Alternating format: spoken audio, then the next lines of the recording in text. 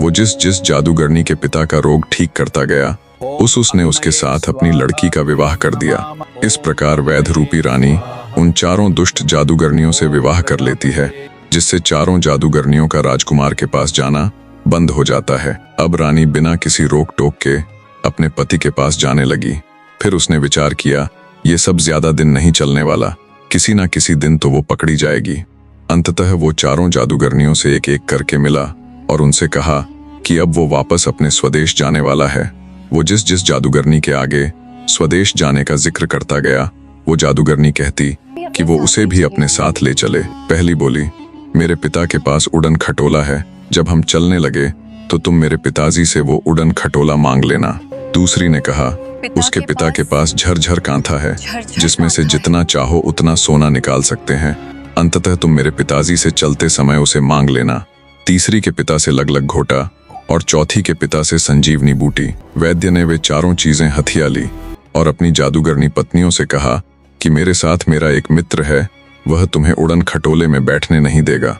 अंततः अगर तुम सब भी मेरे साथ चलना ही चाहती हो तो एक एक करके तुम चारों उड़न खटोले के चारों पायों पर लटक जाना। इस तरह मेरे मित्र को बुरा भी नहीं लगेगा और हम सब मेरे देश भी पहुंच जाएंगे। चारों को वैद्य जी की बात उचित लगी। वैद्य रूपी रानी ने अपने राजकुमार पति को उड़न खटोले पर बिठाया और उसके संग चल पड़ी। चारों जादूगरनियां भी उस उड़न खटोले के चारों कोनों के पावों को पकड़कर लटकी हुई थी।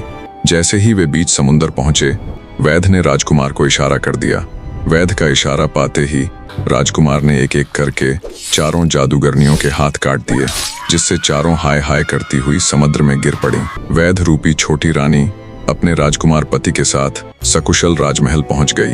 राजमहल जाने पर उसने राजकुमार के आगे पूरी बात का भेद खोल दिया और अपने असली यानी रानी के रूप में आ गई। अपनी पत्नी की साहस से भरी पूरी गाथा सुन राजकुमार के आनंद की सीमा नहीं रही। ऐसी पत्नी पाकर वो धन्य हो गया, पर एक सवाल अब भी उसे मन ही मन खाए जा रहा था।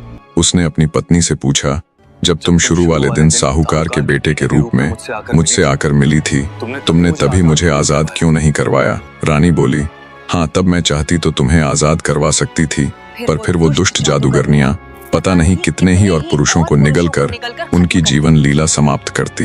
मैं शुरू से ही ऐसे किसी मौके की तलाश में थी कि उनका हमेशा के लिए काम तमाम कर पाऊं। अपनी साहसी और बुद्धिमती पत्नी की बात सुन राजकुमार का सर और अधिक गर्व से ऊंचा हो गया। पूरे राज्य भर में आनंद उत्सव मनाया गया। कहानी की पूरी वीडियो एक बार में देखने के लिए नीचे दिए गए लिंक पर क्लिक करें अथवा चैनल विजिट करके भी देख सकते हैं।